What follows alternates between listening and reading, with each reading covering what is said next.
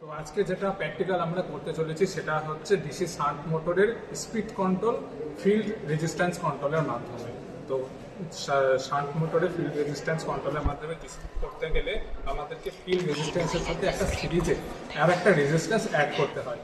তো এবার normal DC shunt মোটরের যেটা কানেকশন সেটা করতে গেলে আমাদের দুটো জিনিস লাগবে, একটা হচ্ছে 4 পয়েন্ট স্টার্টার আর একটা হচ্ছে ডিসি সোর্স। ডিসি সোর্স হিসাবে আমরা ডিসি জেনারেটর থেকে সাপ্লাই নিয়েছি এবং ডিসি জেনারেটর থেকে সাপ্লাই নিয়ে আমরা 4 পয়েন্ট স্টার্টারে নিয়েছি। এবার আমরা যদি দেখতে পাই যেহেতু এটা 4 পয়েন্ট স্টার্টার, তার মানে তার এখানে যদি 4টে পয়েন্ট আছে।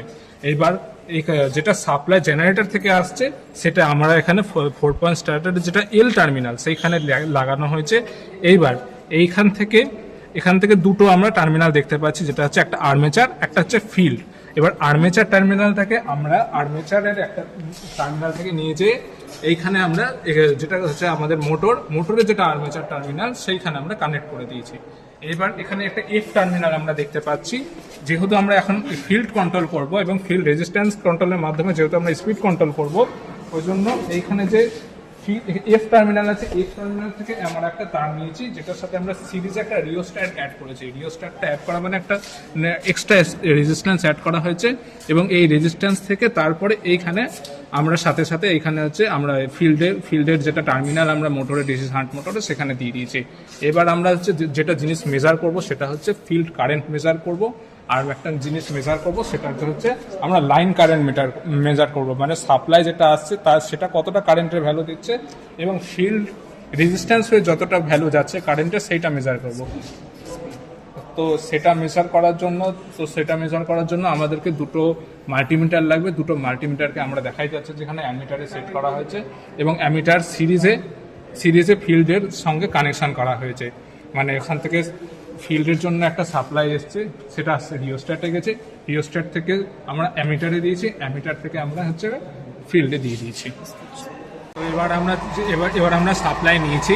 এবার সাপ্লাই আমরা দেখতে পাচ্ছি যে আমাদের সাপ্লাই ভোল্টেজ আসছে 248.2 ভোল্ট, মানে আমরা সাপ্লাই ভোল্টেজটা পেয়ে গেলাম এখানে। এবার আমরা হচ্ছে স্টার্টারের মাধ্যমে এবার আমরা ডিসি শান্ট মোটরটাকে স্টার্ট করছি।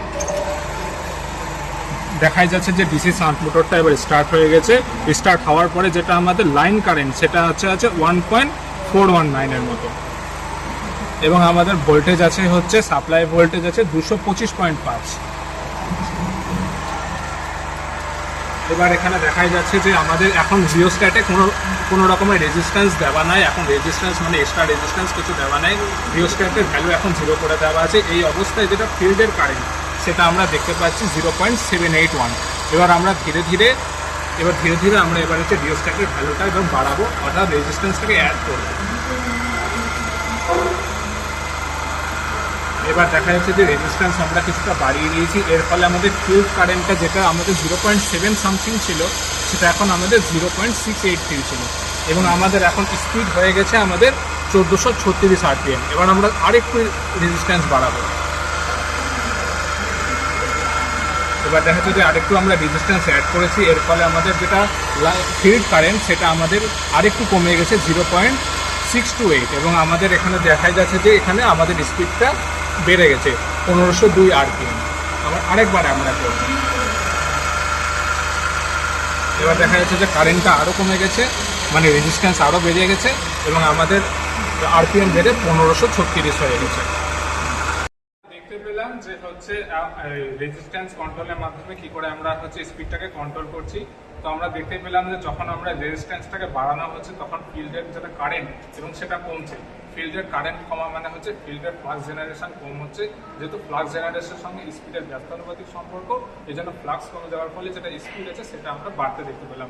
প্রথমে সেটা 1400 সামথিং ছিল, তারপর সেটা 1500 হলো এবং লাস্টে আমরা 1536 হলাম। এইভাবে আমরা শান্ট মোটরের স্পিড কন্ট্রোল করতে পারি ফিল্ড কন্ট্রোলের মাধ্যমে। এবং যেটা আমাদের যদি শান্ট মোটর যদি যদি স্পিড যদি কম থাকে সেটাকে যদি বাড়াতে চাই সেটা আমরা ফিল্ডটাকে রেজিস্ট্যান্স অ্যাড করে ফ্লাক্সটাকে কমিয়ে স্পিডটাকে বাড়াতে পারি।